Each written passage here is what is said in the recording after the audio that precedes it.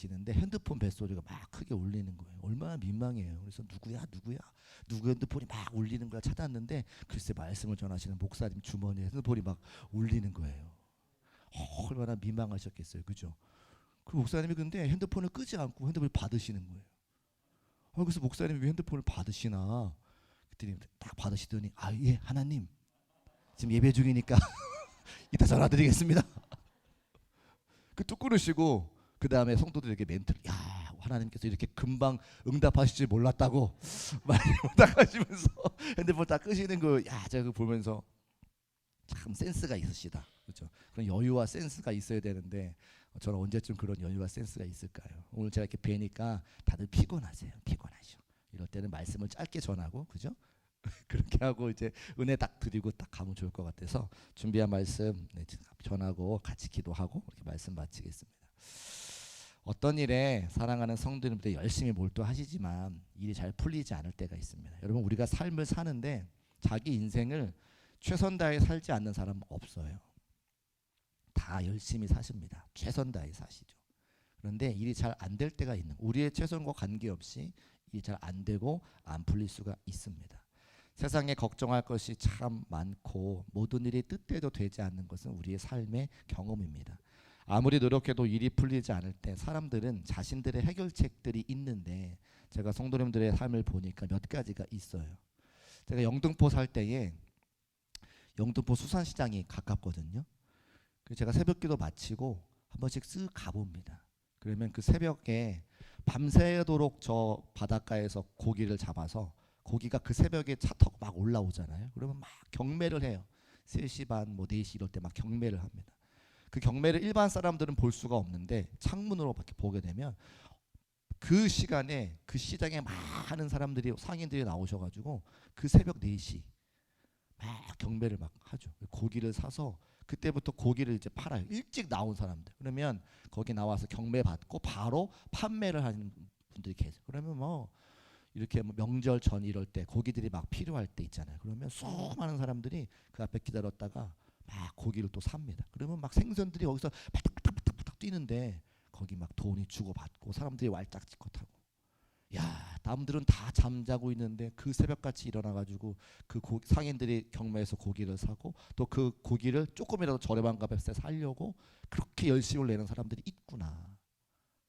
그 제가 이렇게 목회를 부목사일 때 열심히 한다고 하면서도 그 자리에 가기만 하면 나보다 훨씬 열심히 사는 사람들이 이렇게 많은데 우리 성도들의 삶인 거죠.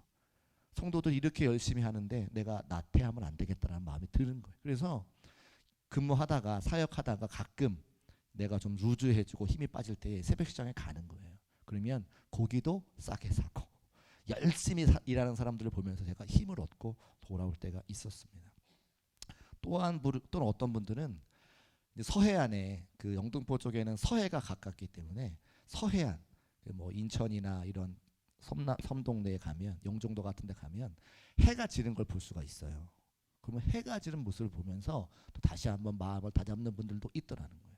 해가 지면서 아름답게 지는 노을을 바라보고 나의 인생도 저렇게 아름답게 마무리할 수 있도록 끝이 아름다울 수 있도록 내가 열심히 지금 나의 삶을 준비해야 되겠다 이렇게 결심하시는 분들도 있습니다. 또 청년들하고 단기 선교를 갈 때 보면 청년들의 삶이 참 어렵잖아요. 열심히 공부했는데 취업하기를 원하고 스펙을 많이 쌓았음에도 회사의 이해관계에 따라서 그 청년이 잘 취업이 되지 않을 때 또 취업을 하려고 원서를 내면 수많은 사람들이 거기에 지원하기 때문에 이미 서류에서부터 막 1차, 2차, 3차 탈락하고 면접 보고 막 수많은 과정들이 있으면 청년들이 떨어지면서 뭘 느끼냐면 좌절감을 느끼죠. 거절감을 느끼는 거예요. 내가 그 회사에 들어가기 위해서 지금까지 수많은 세월을 달려왔는데 공부해 왔는데 탁 멈춰나면 거절감을 딱 느끼는 거예요. 내가 어떤 모임에 거절됐다. 그 감정들을 처리하니까 참 쉽지 않더라는 거예요.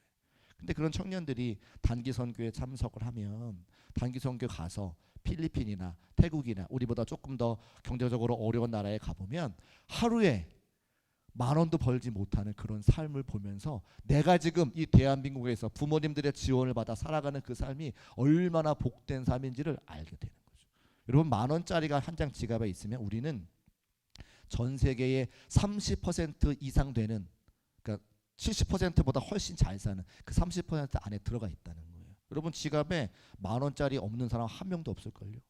제 아들도 아마 저 초등학교 5학년짜리 저 아들도 10,000원짜리 있을지 모르겠어요. 없다고 고개를 짚고 있습니다. 자기 없다고 지금 달라고 하세요.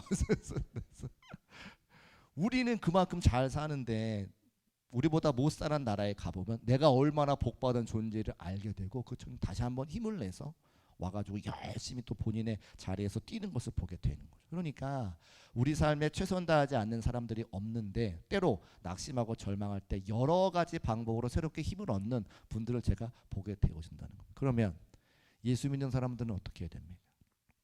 예수 믿는 사람들은 같이 한번 따라 하실까요? 성전에 올라와서 힘을 얻습니다. 여러분 이 시간에 이 저녁 시간에 지금 9시에 왜 여기 나와 계세요? 기도하고 말씀 듣고 힘을 얻기 위해서 오시는 거예요. 아멘이시죠? 저도 마찬가지입니다. 제가 우리 사역자들 여기 앞에 모여서 기도할 때에 그런 얘기 꼭 하거든요. 저는 토요일날 주일날 제가 제일 핵심적으로 사역해야 되는 제일 소중하게 생각해야 되는 시간이잖아요. 주의 말씀 전할 때. 그런데 준비를 하죠. 언제부터? 금요일날부터. 금요일날 함께 기도하고 찬송인도 하고 성령으로 충만해져서 하나님 앞에 은혜를 받지 않고서는 토요일과 주일이 온전히 사역을 감당할 수 없기 때문에 이 시간이 저에게 주일의 핵심인 시간인 거예요. 그래서 나와서 같이 기도하고 찬송하면서 하나님께 힘을 얻고 그 힘 가지고 말씀 준비하여 주일날 다 쏟아놓고 주일날 밤에 월요일날 막 해롱해롱. 그게 저의 목적이니까 제가 살아가는 이유이니까. 그래서 이 시간이 우리가 함께 모여 주의 성전에 모여서 말씀 나누고 기도하는 것이 우리에게 힘을 주기 때문에 그 위로와 힘을 받아본 경험이 있는 사람들은 이 시간에 찾아 나온다고 하는 겁니다. 그러니까 하나님의 백성들은 성소에 올라와 예배를 드리면서 피곤하고 지친 삶을 뒤로하고 새로운 힘과 소망을 얻기 때문에 이 자리에 오는 것을 우리 모두가 고백할 수 있다는 거죠. 오늘 우리가 함께 읽은 시편 73편의 기자도 사실은 그의 고백을 보면 그가 위기에 처해 있기 때문에 그의 마음을 토하는 장면들이 몇 번 나오게 되는데 2절 말씀에 기록하고 있어요. 2절 말씀 같이 한번 읽어보겠습니다. 시작. 나는 거의 넘어질 뻔하였고 나의 걸음이 미끄러질 뻔하였으니. 아멘. 넘어질 뻔하고 미끄러질 뻔했다. 자기의 삶의 자리에 힘들고 어려운 것을 만나서 문제를 만나서 그의 신앙과 믿음이 흔들린다라고 우리에게 고백하고 있는 거죠. 우리와 조금 결은 다르지만 그의 힘듦과 그의 고민과 그의 어려움이 3절 말씀에 나와 있어요. 3절 말씀 읽어보겠습니다. 시작. 이는 내가 악인의 형통함을 보고 오만한 자를 질투하였습니다. 아멘. 다 같이 안 되면 마음 상할 일이 없는데 나는 잘 안 되고 나는 힘들고 어려운데 악인은 하나님이 진목하시고 하나님이 인도하신 의인이 아니라 하나님이 없다 말하고 하나님을 그 비난하고 저주하는 그 악인들의 형통함을 볼 때에 예수 믿는 사람이 마음이 상한다는 거예요. 오늘 시편 기자는 3절에 보니까 악인의 형통함을 보고 그의 마음이 불편했다라고 오늘 우리에게 기록하고 있는 거죠. 그래서 질투를 느끼고 하나님 앞에 미끄러질 뻔하고 실족했다라고 기록하고 있는 거예요. 구체적으로는 악인이 어떤 형통함과 번성함을 보이는지를 5절에 기록하고 있는데 제가 한번 읽어보겠습니다. 사람들이 당하는 고난이 그들에게는 없고 사람들이 당하는 재앙도 그들에게는 없나니. 나는 예수 잘 믿고 때로 핍박당하고 어려움 당하는데 악인들은 하나님이 없다 말하는 그 사람들은 잘 사는 것 같고 고난도 당하지 아니하고 재난받지 않으니까 재앙이 없으니까 그것이 질투가 나고 왜 저렇지? 하나님은 어디 계신가? 이런 것 때문에 그가 미끄러질 뻔하고 실족한 것을 고백하고 있다는 거죠. 고난과 재앙이 악인을 피해가는 것을 보고 많은 사람들이 고난당하고 어떤 사람은 재앙을 피해갈 수 없으며 특별히 내 삶에 수많은 고난과 재앙들이 찾아오는데 어려움들이 찾아오는데 저 악한 사람은 고난도 없이 재앙도 없이 잘 사는 것 같으니까 화가 나고 약이 오르고 질투가 나서 견딜 수가 없었다 이렇게 말하고 있는 시인의 솔직한 고백을 볼 수가 있습니다. 7절에도 보면 살찜으로 그들의 눈이 솟아나며 그들의 소득은 마음의 소원보다 많다. 돈 많이 버는 것 같다는 거죠. 9절 그들의 입은 하늘에 두고 그들의 혀는 땅에 두루 다니도다. 그들의 입이 하나님을 원망하는 거잖아요. 그런데도 그들이 멀쩡하게 생각하고 있고 아무도 그를 벌주지 않으니 하나님을 원망하고 하나님은 계신가 이런 생각이 들고 그래서 그들을 벌주시면 좋겠는데 가만히 내버려 두시는 모습을 보면서 하나님 앞에 화가 나고 원망이 되고 그런 시인의 모습을 솔직하게 고백하고 있습니다. 또 12절의 말씀에 보니까 악인들의 이야기가 나오는데 같이 한번 읽어보겠습니다. 시작. 볼지어다 이들은 악인들이라도 항상 평안하고 재물은 더욱 불어나도다. 아멘. 하나님의 섭리를 어떻게 설명해야 될까? 나는 여러 가지 환난과 고난과 어려움 때문에 어떡할지 모르고 한숨밖에 나오지 않는 삶을 살아갈 때에 주변을 돌아보면 예수 믿지도 않는데 늘 평안하고 잘되고 형통한 사람들이 있으니 그것들을 바라볼 때에 내가 마음이 아프고 미끄러질 뻔하고 실족한 모습들을 보게 됩니다. 그런데 그들이 나와 상관이 없는 사람이라면 차라리 안 보면 되잖아요. 근데 그들 중 보면 꼭 우리 친척이 있고 우리 가족이 있고 나와 밀접한 관계에 있는 사람들이 나는 예수 믿고 고난이 그대로 있는데 예수 믿지 않는 사람들, 교회도 다니지 않는 사람들, 하나님이 어디 있냐고 말하는 그 사람들이 잘되고 형통한 것 때문에 미끄러질 뻔하고 실족한 그 시편의 고백들을 보여주고 있습니다. 여러분 그런 경험 다 있으신데 그럴 때 우리가 어떻게 해야 됩니까? 그런데 시인의 고민이 단번에 해결된 장소가 시편에 나오더라고요. 우리 17절 말씀 같이 한번 읽어보겠습니다. 시작. 하나님의 성소에 들어갈 때에야 그들의 종말을 내가 깨달았나이다. 아멘. 같이 한번 따라 하실까요? 하나님의 성소에 들어갈 때에야. 예, 우리가 지금 하나님의 성소에 들어와 있는 거죠. 그런 마음의 갈등과 번뇌와 하나님에 대한 질문들을 갖고 하나님의 성전에 들어갈 때에야 그 질문들이 해결되어지고 하나님 앞에 그 하나님의 뜻을 깨달아 알 수 있는 시편의 고백을 오늘 17절 말씀에 보고 있는 겁니다. 시인이 살았던 당시나 오늘에나 우리가 성전에 들어가면 말씀이 있고 기도가 있고 찬양이 있습니다. 특히 이 시의 저자인 아삽이라고 하는 사람은 노래하는 사람인데 오늘로 말하면 찬양대 대장 좀 되는 분인데 다윗이 임명한 성가대의 책임자 중 한 사람이잖아요.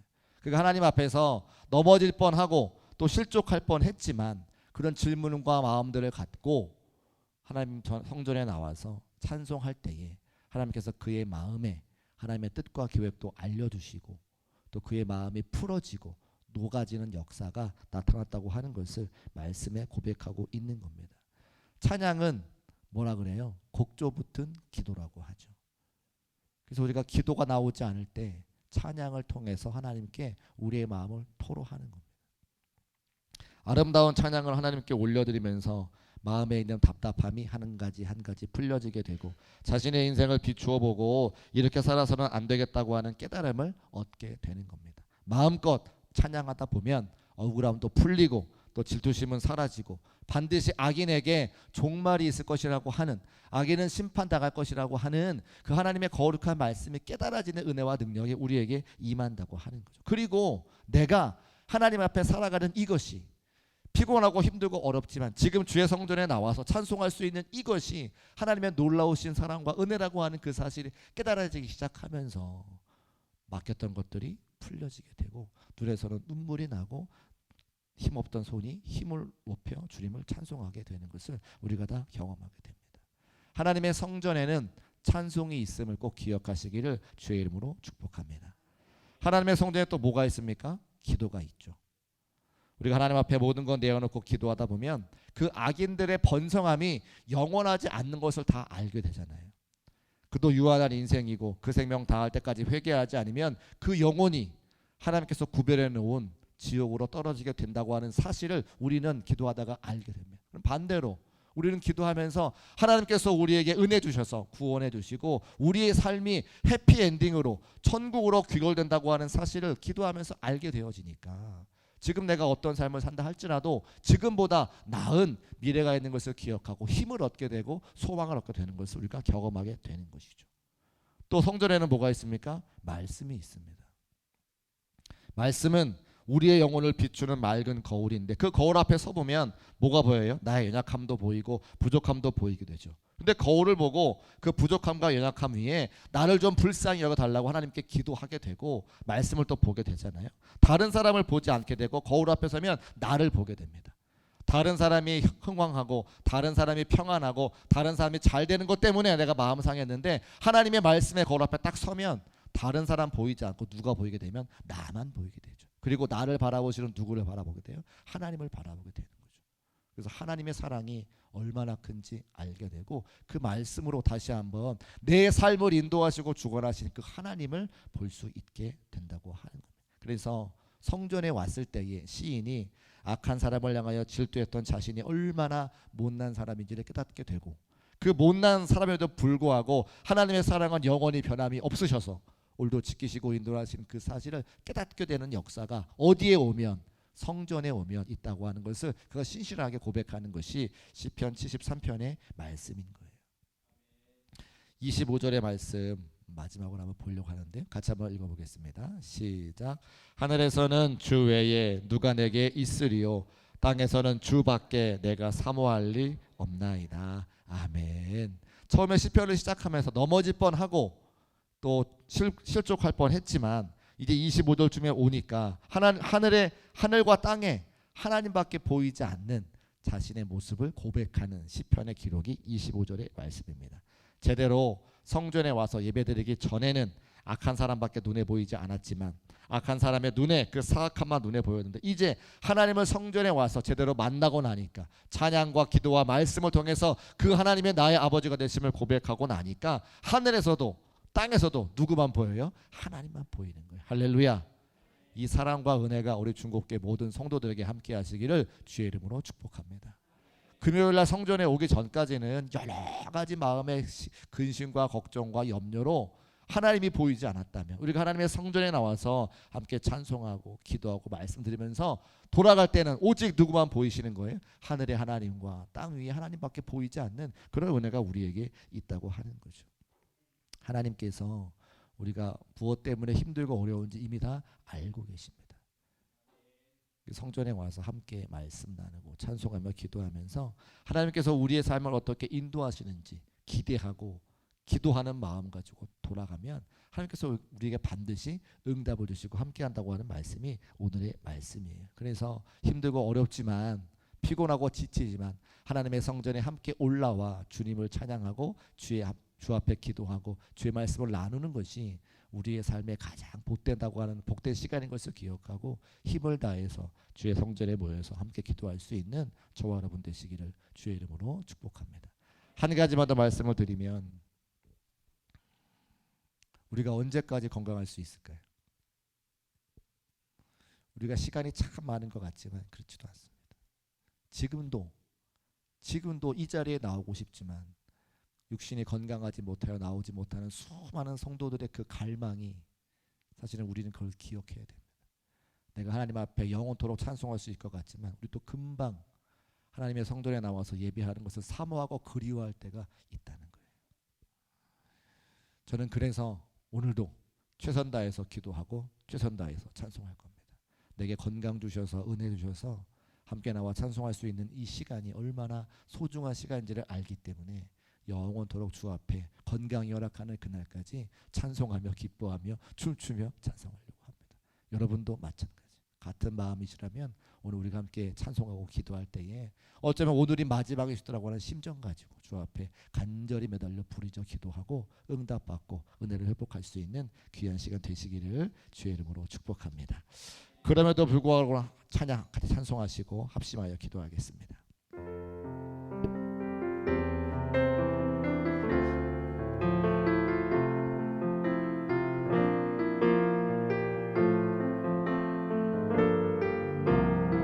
마음속에 어려움이 있을 때 마음속에 어려움이 있을 때 마음속에 어려움이 있을 때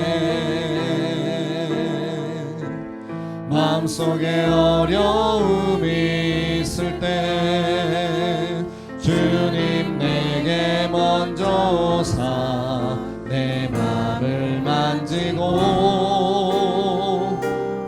주님 앞에 나올 수 없을 때, 주님 앞에 나올 수 없을 때, 주님 앞에 나올 수 없을 때, 주님 날 먼저 안으시네. 그럼에도 불구하고 날 사랑하시는 내 하나님의 사랑은 나의 모든 걸 덮고, 그럼에도 불구하고 날 안아주시는 내 하나님을 부를 때 아버지라 부르. 처음부터 다시 한번 찬송합시다. 마음속에 어려움이 있을 때, 마음속에 어려움이 있을 때, 마음속에 어려움이 있을 때, 주님 내게 먼저 오사 내 맘을 만지고, 주님 앞에 나올 수 없을 때, 주님 앞에 나올 수 없을 때, 주님 앞에 나올 수 없을 때, 주님 날 먼저 안으시네. 그럼에도 불구하고 날 사랑하시는 내 하나님의 사랑은 나의 모든 걸 덮고, 그럼에도 불구하고 날 안아주시는 내 하나님을 부를 때 아버지라. 그럼에도 불구하고, 그럼에도 불구하고 날 사랑하시는 내 하나님의 사랑은 나의 모든 걸 덮고, 그럼에도 불구하고 날 안아주시는 내 하나님을 부를 때 아버지라 부르죠.